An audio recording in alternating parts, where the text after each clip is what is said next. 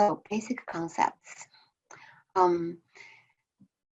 I think throughout the introduction weeks that we have already established a general concept of clustering. The idea is to group similar data observations into the same group and separate dissimilar objects. That's exactly what we're going to talk about in this chapter.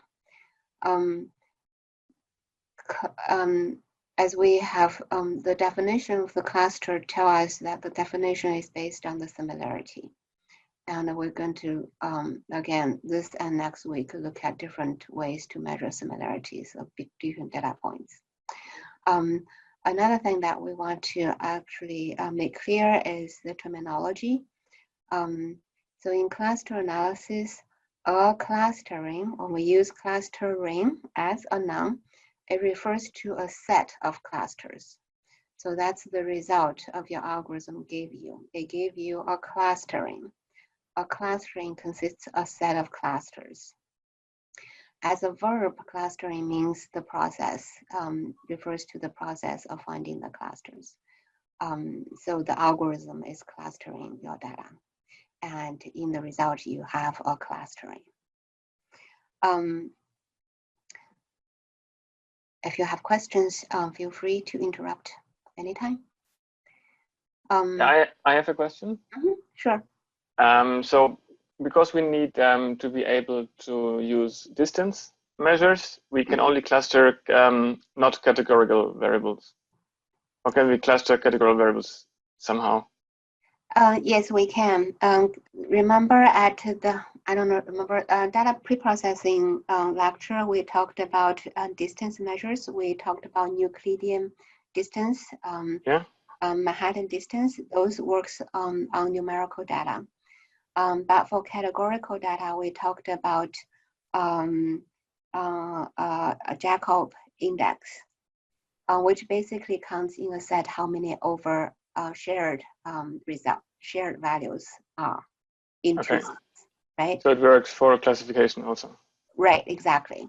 Okay, thank you. So, and in that week, we talk about how can we actually compute a distance between among observations that consist of mixed type of attributes. And we introduced a formula which we're going to use it this week. This is basically a weighted sum of all attributes. The idea is we use, depending on the data type of the attributes, we can either use Jacob index, or we use Euclidean or Manhattan or other distance measures, cosine similarity, for example.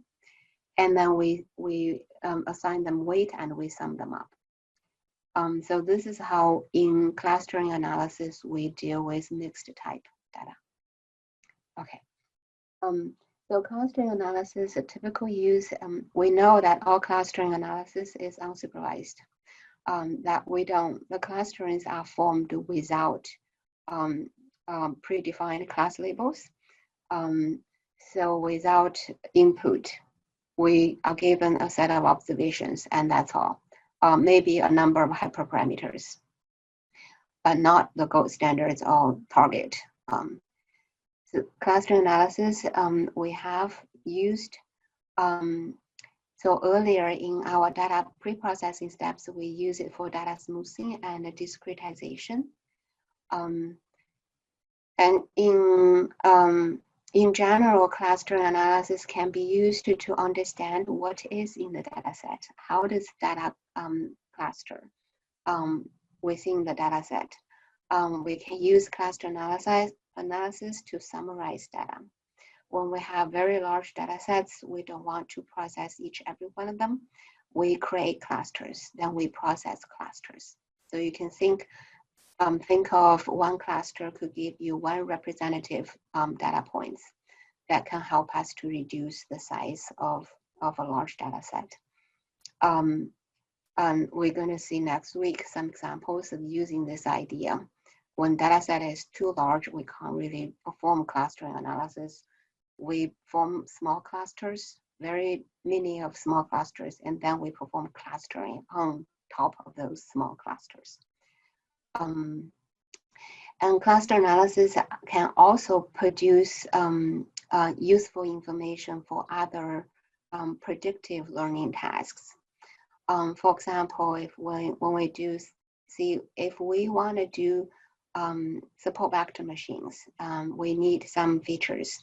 However, some of the features are difficult to summarize. We have mixed of categorical characters, for example, a large number of them. What we can do is to actually perform cluster analysis on those categorical or mixed type of features. And then we can use cluster number as a feature for those support vector machines. So clustering, I think one of the groups exercise last week already used this idea. So this is great.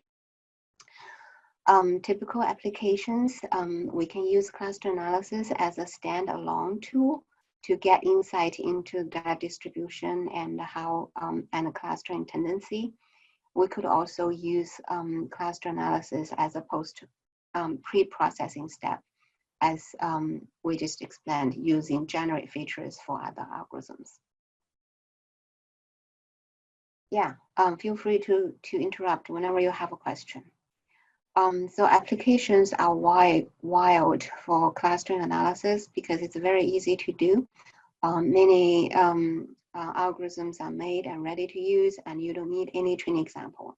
So therefore, it has been used broadly to understand the data sets. For example, in biology, you can use cluster analysis to cluster taxon groups based on their morphological characters. Document clusterings, we can't really enumerate all of them. So